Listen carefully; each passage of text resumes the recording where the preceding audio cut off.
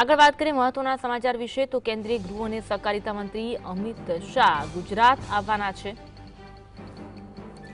27 અને 28 ડિસેમ્બરે તેઓ વતનની મુલાકાત લેવાના છે। 28 ડિસેમ્બરે સેલા ખાતે અત્યંત મહત્વપૂર્ણ ડ્રેનેજ પાઇપલાઇનનું લોકાર્પણ તેમના હસ્તે થવા જઈ રહ્યું છે। થોડા સમય અગાઉ શેલાના રહીશોએ અમિત શાહને રજૂઆત કરી હતી, જે બાદ અમિત શાહે 600 કરોડના ખર્ચે ઝડપથી કાર્ય પૂર્ણ કરવા માટેની ખાતરી પણ આપી હતી।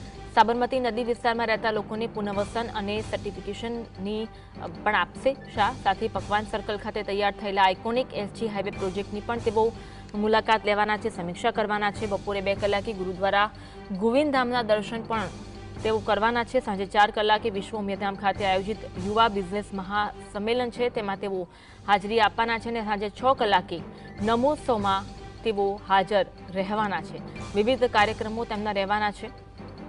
27 અને 28 તારીખે ગુજરાત પ્રવાસે આજ અંગે વધુ વાત કરીશું।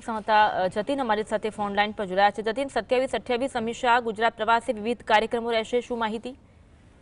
બિલકુલ, કેન્દ્રીય ગૃહમંત્રી અમિત શાહ 2 દિવસે ગુજરાત પ્રવાસે છે, ત્યારે તેઓ 27 અને 28 ડિસેમ્બર ગુજરાત ખાતે પ્રવાસ જે છે તે કરવાના છે। જેમાં 27 તારીખ અને 28 તારીખ 2 દિવસ વિવિધ કાર્યક્રમો જે છે તેની અંદર હાજરી આપવાના છે। 28 તારીખે સેલા ખાતે અત્યંત મહત્વપૂર્ણ ડ્રેનેજ પાઇપલાઇનનું લોકાર્પણ જે છે તે અમિત શાહ દ્વારા કહેવાય। થોડાક સમય પહેલા જ અમિત શાહે લોકોએ રજૂઆત કરી હતી અને અમિત શાહે કહ્યું હતું કે ઝડપથી આ જે ગટરની લાઈનનું કામકાજ છે તે પૂર્ણ કરવામાં આવશે। સાથેમાં જ પકવાન સર્કલ ખાતે તૈયાર થયેલ એસજી પ્રોજેક્ટનું પણ અમિત શાહ જે છે તે મુલાકાત લેવાના છે। ત્યારબાદ 2 કલાકે ગુરુ ગોવિંદ ગામ ખાતે દર્શન જે છે તે કરશે। 4 વાગે વિશ્વ ઉમિયાધામ ખાતે આયોજિત યુવા સંમેલનની અંદર હાજરી જે છે તે આપવાના છે। ત્યારબાદ સાંજે 6 કલાકે નમોત્સવમાં હાજરી આપશે। આમ 2 દિવસ વિવિધ કાર્યક્રમોની અંદર કેન્દ્રીય ગૃહમંત્રી અમિત શાહ હાજરી આપશે।